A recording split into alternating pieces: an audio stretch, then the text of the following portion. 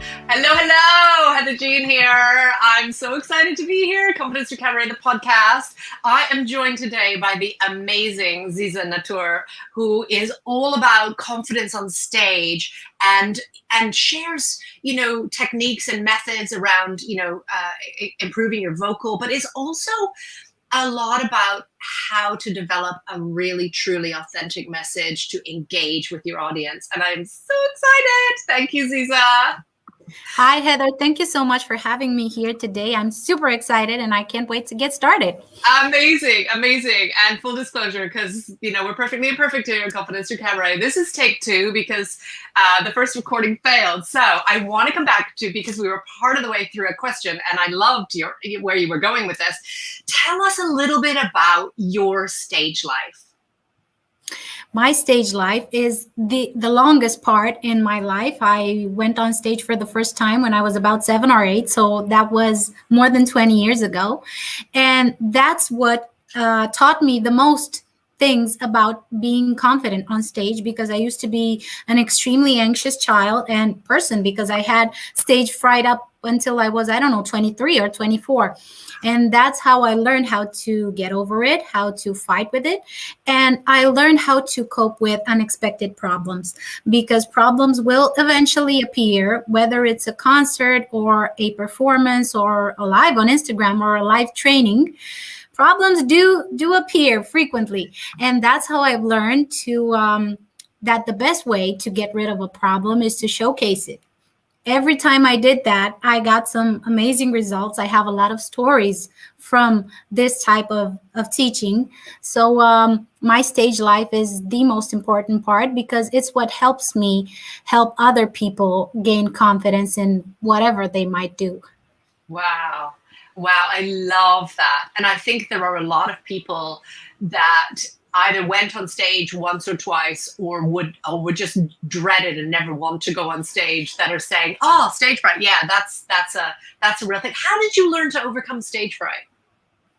Well, the first thing and the most important thing that always helps me get over it is my purpose. I wanted so much to do that thing every time that I managed to get over my stage fright and get on with my performance, even though I was so scared, because the desire inside of me was so strong that I just had to do it. And I always say to people around me that courage is not the lack of fear. Courage is actually the ability to move forward, even though you're so scared. So I thought that I am not a quitter. I have to move forward. And if your why is very clear in your head, you will find a way to get over stage fright anyway. And of That's course, there amazing. are a few tools that you can use. I sometimes use tapping if I have a terrible panic attack. I don't have those anymore right now, but I did use them in the past. Deep breathing also helps you a lot. Maybe essential oils. There are a lot of tools that you can use. But if you tap into your purpose and into your why, it's much easier to move forward.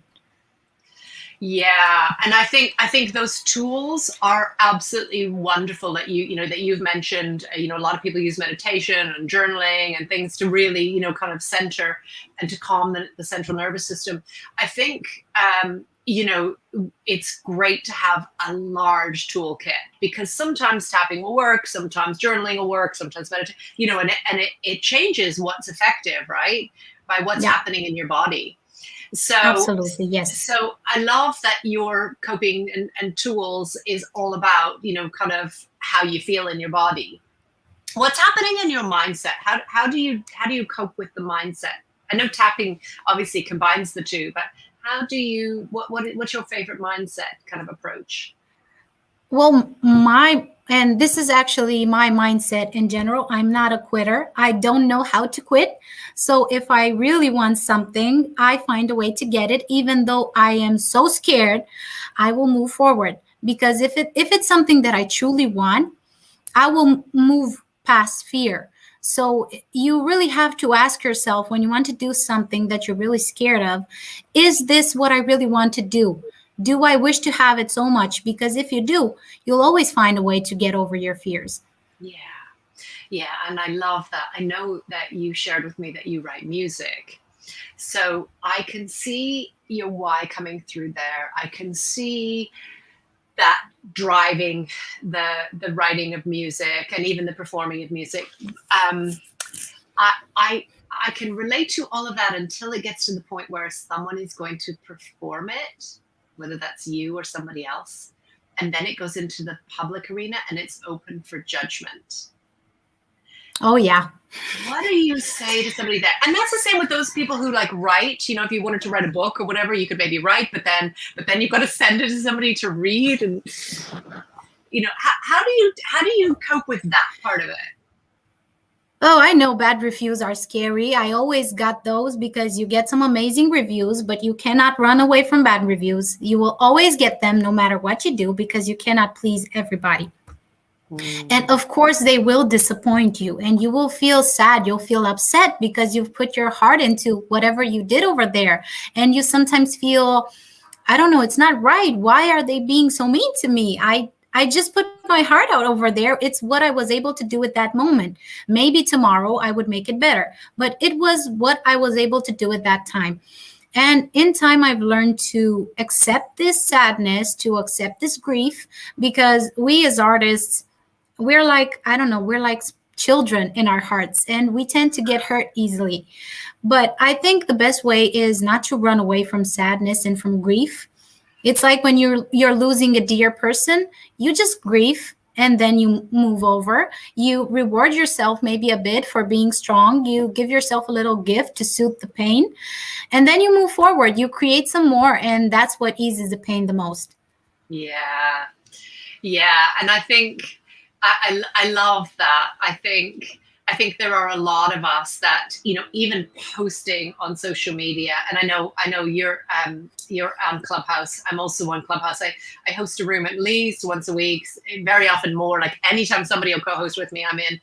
And I am amazed how many people. So if you're not on Clubhouse, that's an audio platform and it's live. There's no messaging, there's no video, there's no recording. It's just, you know, in the moment voices. And even then people will share what they think, or they'll share their passion or whatever it is, their life's work. And then they'll apologize and say, I'm really sorry. I hope that was okay to share. And I think, wow, like it's always okay. And that's why I asked that question, because for a lot of people, it's very hard to put yourself out there. And it's very hard to open yourself up, right? It is. It was for me as well. And I spent years suffering because somebody said some bad thing about my music or about my singing. And I used to think, what can I do to make them like me? But then I thought, okay, I don't do music for people to like me. I don't write poetry for people to like me. And I started to stop doing things for people to like me. I do them because I want to fulfill my purpose, because art makes me happy, and because I want to help people. So I don't care that much right now if they say something bad. Maybe what I do just doesn't align with them, so I move forward. Of course it hurts, but you will be able to move forward if that's what you want to do. Yeah, absolutely. Absolutely. And speaking of moving forward, now you've started a new project, which is an online world, right? Mainly working one-to-one. Yes. Do you want to tell us a little bit about what you're doing now? Yes, it's a program called The Voice of Power, and it's a program that I've developed by putting together all of my knowledge and all of my professional background. And it's a method that uses three main pillars: vocal technique, with developing confidence on stage, and creating engaging content for a target audience. So that's really important. And the amazing part of it is that it's not a cookie cutter approach. I personalize the experience for each and every person that works with me, because I already did whatever they might be working on. I already made the mistakes. So it could be performances, academic presentations, speeches, trainings, whatever it is. I've already done it. I've done the mistakes so I can help people move forward much faster. I love that you said it's not a cookie cutter approach. So when I describe myself as a coach, I always say I'm an old style coach, as in like I do things for the person, the client, the individual. Not I have a program, go and do my program. So you have pillars that you follow, but then you work with the individual on what they need. Exactly. I don't Oh, believe in templates because we as individuals, we are unique. We have different needs and we need different approaches. So you cannot just create a program and put it out there and say, follow that method. It's not going to work for everybody. So you need to adapt it to each individual that you work with. yeah, absolutely. And I think, we could all use, some of us might be, vocally trained and, we need some refresher, but some of us are not. And then we would need more on that. Others would feel differently about their stage, and it would depend on what your stage is, right? Because, we always talk about stage being, social media or anywhere else as well, not just necessarily a live stage. And then content creation. I mean, like for a lot of people, that's hard, right? Like, what do I say? What do I share? And imposter syndrome creeps in there as well. So I love that you can kind of balance that out for the individual of what their needs are. Okay, Yeah. so what's your best kind of generic? I know we're talking about individuals and specific, but what's your kind of generic best advice for vocals and using our vocals in the best way possible for, let's say, somebody who's in an online stage life? I think the best thing you could do is just use your natural voice because actually we have been given a natural structure that works perfectly and we sometimes forget about it, and that's why our voice is not very spot on. But if you use your natural voice, and this is an issue that I've seen to many people, they don't like or they simply hate the way their voice sounds when recorded. So this is a big issue, whether it's a live on Instagram, whether they're trying to create a podcast, they hate their voice, so they just give up. So everybody hates their voice the first time they hear it recorded because what we hear is not the same thing with what other people hear. And our brain is not used to that. And that's why we have this rejection reaction at the first time. But if you work on it, if you practice, if you listen to yourself while speaking, you will learn to love your voice in time. And that's the biggest advice that I could give to them, and also to speak their truth. So being authentic is the first and most important thing that you can do wherever you are, in the online world, in the physical world. Being authentic is the most important to me. Yeah, I love that. I think that's so true. And I'm just thinking of, people that, are hesitant or scared, and then they'll say, "Oh, I said too many times," or you will get more fluid and more fluent with it. But I don't. It doesn't bug me to hear my voice anymore. It did used to really bother me to hear my voice because you're right. It doesn't sound how you think it sounds when it's resonating through your skull. I think that a lot of people. Okay, so so if I listen to my voice on a recording, is that similar or the same as how other people hear my voice?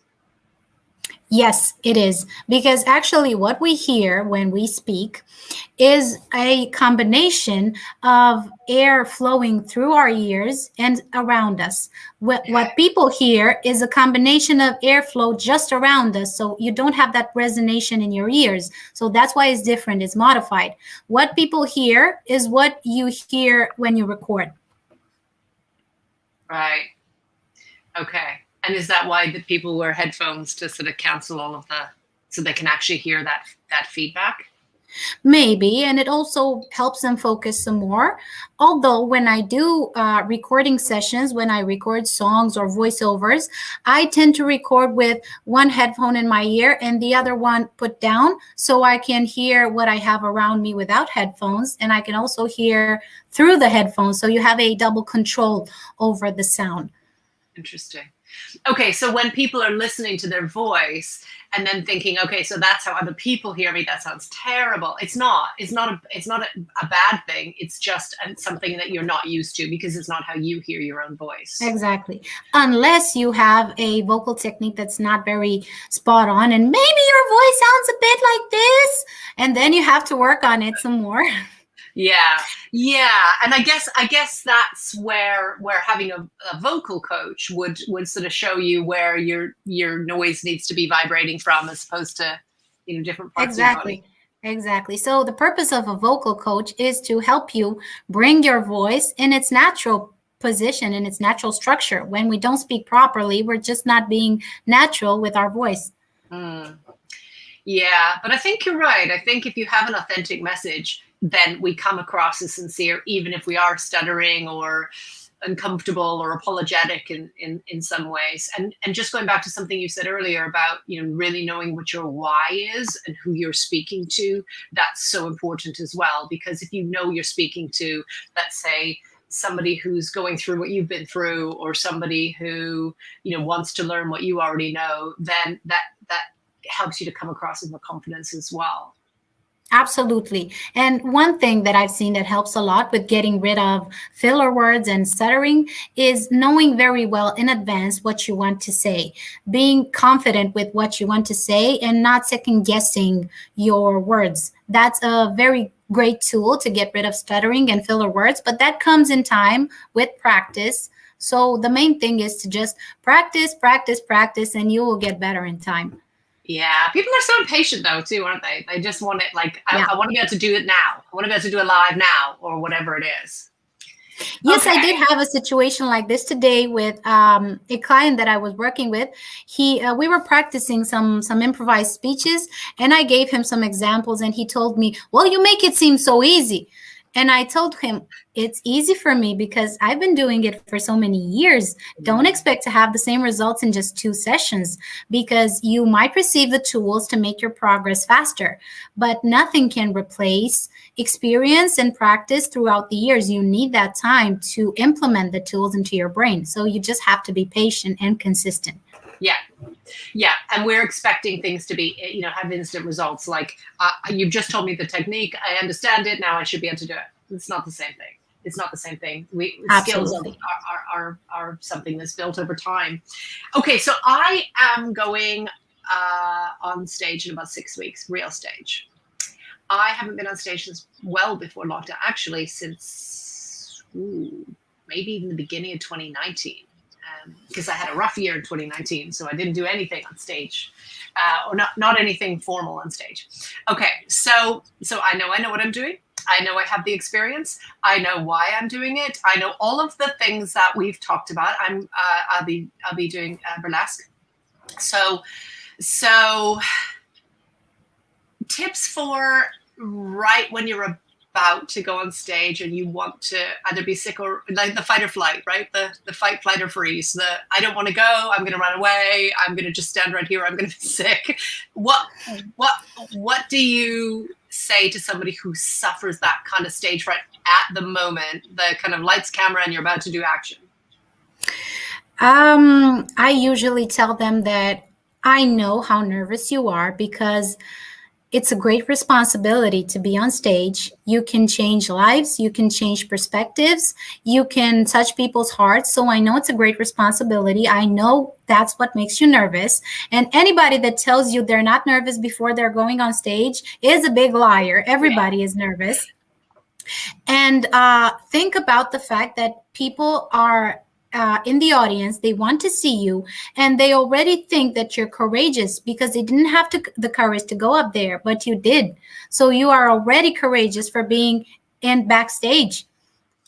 So just go for it. In the moment where you're on stage, the fear goes away. It does, doesn't it? It's absolutely amazing. It's not like going to the dentist, which is another thing people fear, where that lasts the whole way through the procedure. It does go away, and then that adrenaline gives you energy for your performance. Exactly. I love that. Okay, I'm gonna play this bit back when I'm about to go on stage while I'm driving there. Okay, so then the third pillar that you look at is content creation.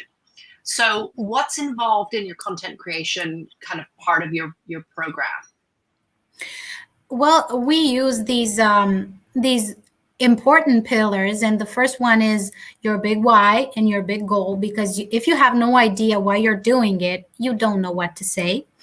Then you must understand who are you talking to. Again, you have to know this from the beginning, and that's how you can create your message.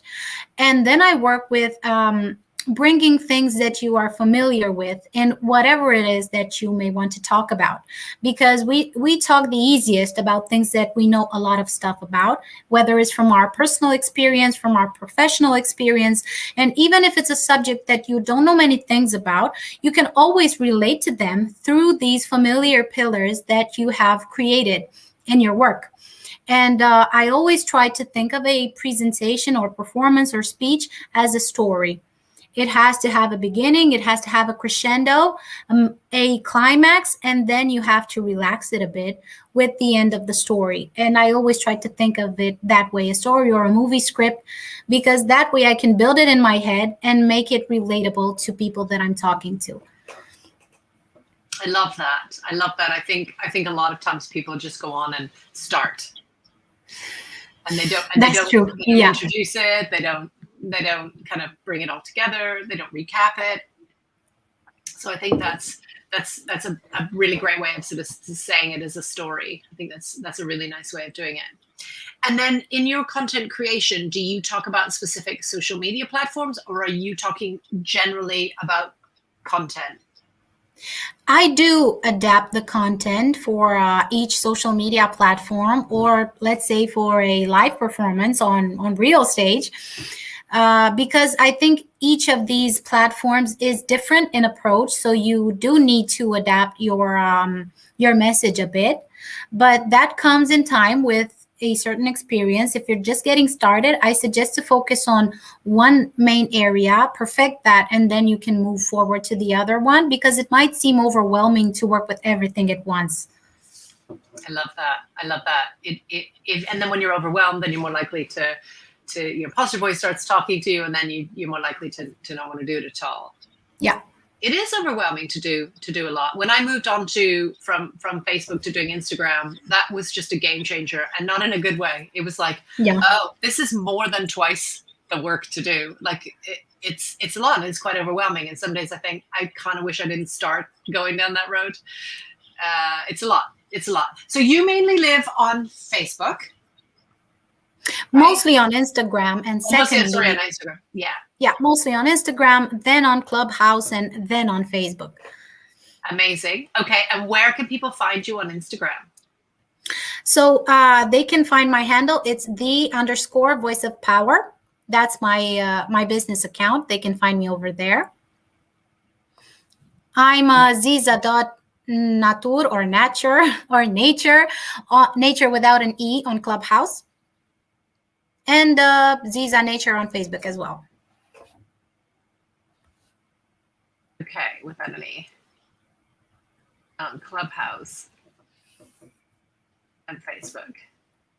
I just want people to be able to find you. So I'm going to put this on the banner. Just tell me if this is right. Yep. Okay, so the Voice of Power, that's your Instagram, and then Ziza Natur and Clubhouse and Facebook. Amazing. Okay, so I have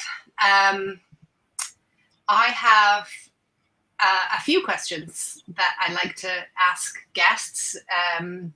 This is a bit of fun around cabaret and confidence. If you were going on stage as a cabaret artist, and cabaret can be anything from singing to comedy to dance to,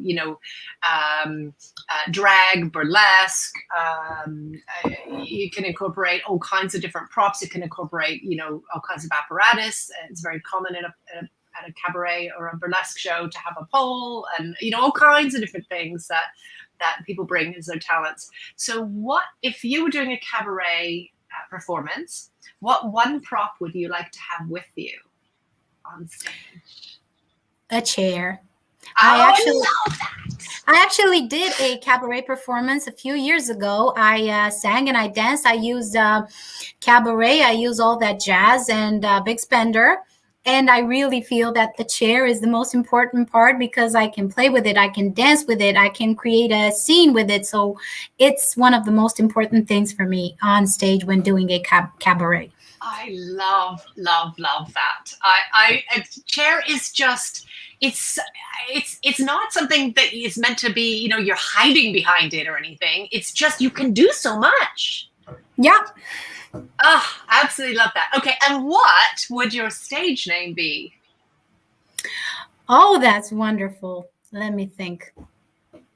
So I would not use this name, although it would No, sound nice. Um, it would, but I want you to choose a name that would be your stage kind of persona. yes. I'm thinking about it. I want to find a cute one. What's the first one that came to your head? Florence Stargaze. Oh, wow. Wow. Okay, so I always feel like we know our stage name inside us. And it might not be the one that you would pick or the one that you'd want to market yourself as, but we know who we are as that persona that would be able to hold the stage with a chair and do the thing. That's amazing, Florence Stargaze. Ah, so that's beautiful.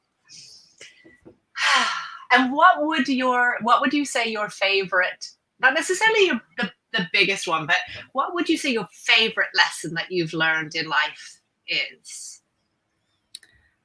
Ooh, do not quit. Whatever it is, do not quit. Because if you do stop, life will still move forward. And what are you going to do then? So you have to keep moving forward. You have to not quit, whatever it might happen. Yeah. Yeah, and you're right, because time will move forward and then you'll think, oh, coulda, woulda, shoulda. So if it really truly is your passion and it is, you know your why, then that is just such an important message. Yeah, and you will always find a way, even if you've reached a dead end and you might think, okay, this has been a total failure. I want to do that, so I will find a different approach and I will manage to do it. Yeah, that's wonderful. And if you didn't find stage at such a young age, what do you think would have been what would you be doing, do you think? Nothing else. I can't Right. see myself doing anything else. I would probably still be a writer because I love doing that as well. But I cannot see myself far away from the stage, and I can't remember a moment in my life where I didn't sing. Wow. Wow. Can everybody sing?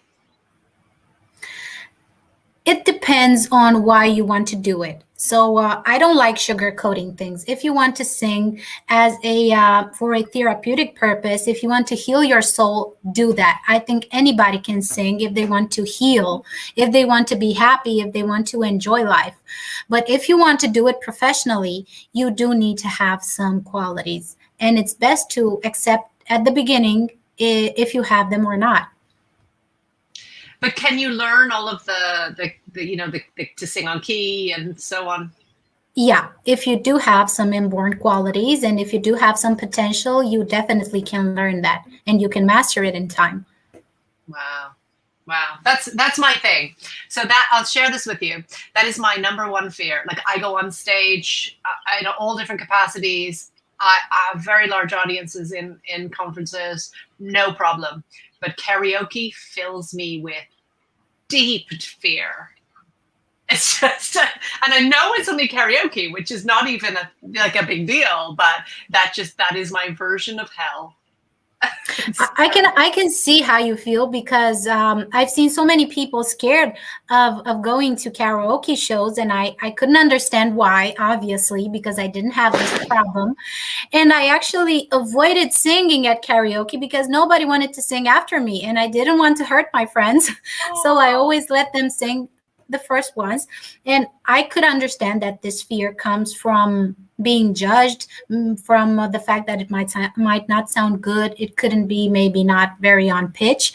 But this does come in time if you do have a bit of musical hearing, a good ear, you can learn how to sing. Many people think that you have to have a good voice to sing, but you actually have to have a good ear. You can sing as well as you hear, always. That's interesting. That's very interesting. Yeah. I need to think about that for a while because that stirred something inside of me. Okay. All right. Okay. So we can find you in these places, and you work one-to-one with your clients. and you design your program according to your 3 pillars for what their needs and what their purpose and their goals are. Yeah, exactly. And so I'm hoping that, getting to hear Ziza and getting to hear how she works and what her message is and her outlook and her experience, I'm really hoping that for those of you that this resonates with, that you want to find out more, then get in touch with Ziza and just, have the conversation, see if it's the right fit, but reach out. Because I think a lot of times people go, oh, that would be cool, but I better not check. And I would say, just reach out and have the conversation, right? Yes, many people are afraid just to send a message, but we're just people. We're all people, just like everybody else. We don't bite, just send a message. Absolutely. And then on Clubhouse, we can then have the conversation with you there as well, right? Yeah, absolutely. I will be co-hosting a room starting with July the 6th. It's in the Women's Wisdom Circle, and I will be hosting another one, which will be pretty soon in July. I don't know the date yet. Right. And it's all about speaking your truth, finding your inner voice, and I will also be teaching some tips and techniques over there. Amazing. And I have no doubt that at some point Ziza and I will co-host a room, because that's just a wonderful thing to do. And I just feel so aligned with you, because, we're both kind of coming at it from, thinking about, where we're strong and where our strengths are to share with others. And I really feel that, the Voice of Power that you've started is kind of your life story. Yeah, it really is. It really is. Which is such a wonderful thing. It just is. And I think, people can connect with you and tap into the parts that serve them as well. So, do you have a role model, or do you have a mentor, or do you have someone that you would say informs the Voice of Power? I always say that I don't like to have role models because I don't like to fit in any model. I have a lot of people that I admire. And the first example that comes into my mind is David Goggins, because he has such inner strength. And whenever I read his book, if I'm feeling down, I get up immediately, because you understand when you read his book how much power you have inside of you. And whenever you feel that you've reached a point where you can no longer move forward, yes, you can. Yes, you can. So he's the first person that comes into my mind, but I do have a lot of people that I admire. Yeah, I've never read it, actually. I've never read any of his work, so I will definitely check that out. That's good advice. Thank you. Well, Ziza, thank you so much for being here and being part of the Confidence for Cabaret podcast. I just know this is the beginning. I know that I will find you and know you on Clubhouse and on Instagram, and I'm looking forward to really kind of following your journey and how the Voice of Power evolves and grows, because that's an exciting thing for you. Thank you so much, Heather. It's been a wonderful talk, and I'm looking forward to talking to you soon. Yes. Get in touch if you want to talk to Ziza about the work, about content creation, about stage, about using your voice. So this is really wonderful, because at Confidence Through Cabaret, when I started in cabaret, I learned that cabaret is about using your voice.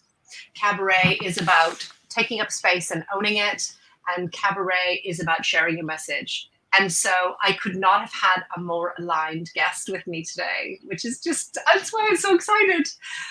We like to finish when we're recording, we like to finish with our kind of tagline.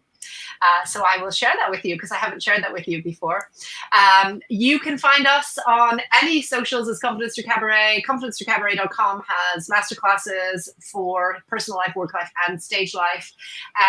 And you will find us on YouTube. You'll find us on literally everywhere. Just Google it. There's about 2 pages of Confidence Through Cabaret, the blog, the podcast, the vodcast, you name it, you will find it. And if you're listening to this, then go and check out the vodcast if you're listening to the podcast, or vice versa. You can check this out on all of my socials because Ziza is featured for this week. And you should check out our other socials, which are Twitter at YBYWYS. I am at Heather YBYWYS on Clubhouse, as well as Confidence and Attitudes is my club. And I will tell you that YBYWYS stands for it is your body, your world, your stage. I love that. So much. I know we're so aligned. It's amazing. It's amazing. It's amazing. And I love your message. I love taking up space, owning your stage, sharing your voice, sharing your message. That is what you are all about. That's what I'm all about. And it's been such a pleasure to be able to share this space with you, Ziza. And you know I feel the same. Oh, thank you. Right. Bye, everyone. Bye for now.